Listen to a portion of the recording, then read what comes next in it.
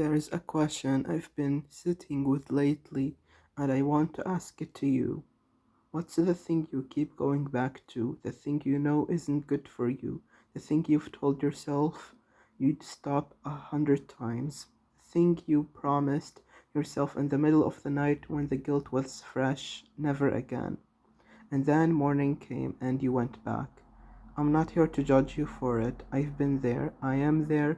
We all have something, a person, a habit, a thought pattern, a coping mechanism that stopped working a long time ago, but you still reach for it because it's familiar, because it's there, because the alternative, the empty space, feels worse. That's what I want to talk about today. Not the thing itself, but the energy behind it. The part of you that keeps choosing it. The part that knows better but does it anyway. Let's start with the voice, the one that convinces you. You know the one. It sounds reasonable. It says things like, just this once. You've been good. You deserve a break. It's not that serious. Everyone does it. That voice is smart. It doesn't tell you to ruin your life. It just tells you to take one step closer, and then one more, and then one more. And by the time you realize where you are, you're already in it again. And you're asking yourself, how did I get here again? But you know how. You listen to the voice. Because the voice is patient. It knows you better than you know yourself.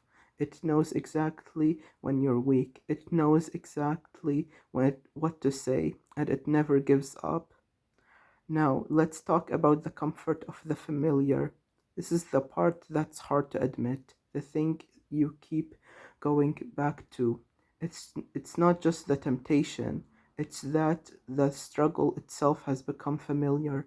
The cycle, the guilt, the promise to change, the breaking of the promise, the shame, then the numbness, then the need for relief, then the think again. It's a rhythm, and your body knows it, your nervous system knows it.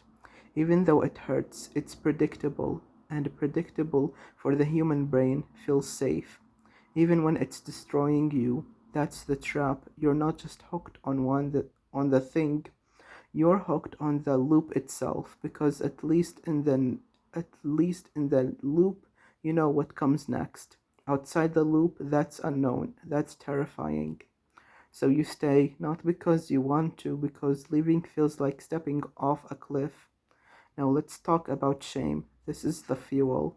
Shame is what keeps the cycle going, because when you do the thing again, you feel ashamed, and shame makes you want to hide, and hiding isolates you, and isolation makes you reach for the thing again, because it's the only comfort you have left. So the shame doesn't help you stop.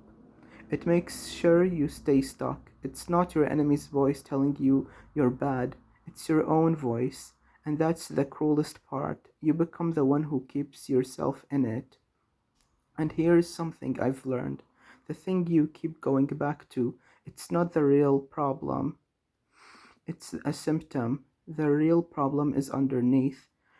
It's the emptiness you're trying to fill. It's the pain you're trying to numb. It's the boredom you're trying to escape. It's the part of you that doesn't know how to just be still. The thing is just the medicine you picked. A bad medicine, but it worked for a while, so you kept taking it, even after it stopped working, because you didn't know what else to do. So, what do you do? I think the first step is not to fight it. Fighting it gives it power. The first step is to see it clearly, to name it, to say, this is the thing I keep going back to. This is the voice that convinces me. This is the loop I am stuck in. This is the shame that keeps me quiet. Just see it, without judgment, without trying to fix it yet, because you can't fix what you won't look at. The second step is to get curious. Instead of asking, why can't I stop? Ask, what am I getting from this? What need is it meeting? Because it's meeting a need, even if it's a destructive way to meet it. There is something in you that believes this is the only way to get what you need. And until you find another way, you keep coming back. So get curious, not judgmental, curious. And the third step, this is the hardest one, is to sit with the emptiness, because the reason you reach for the thing is that you can't stand the empty space, the silence, the aloneness, the feeling of knowing what to do with yourself. So you fill it with the thing, with the person, with the distraction, but the emptiness isn't your enemy, it's a doorway. If you can't sit with it long enough, even for a minute, something shifts. You realize the emptiness isn't going to kill you, it's just uncomfortable, and discomfort is not danger. You've been treating discomfort like danger your whole life. That's why you reach. That's why you grab. That's why you can't stop, because you've never learned that you can survive the discomfort, that it passes, that on the other side of it is something real. I'm not going to stand here and pretend I figured this out. I haven't. I have my own things, my own loops, my own voices. I go back to things I know I shouldn't. I make promises I break. I'm in it with you, but I've learned one thing that's made a difference. The way out is not through willpower. Willpower runs out.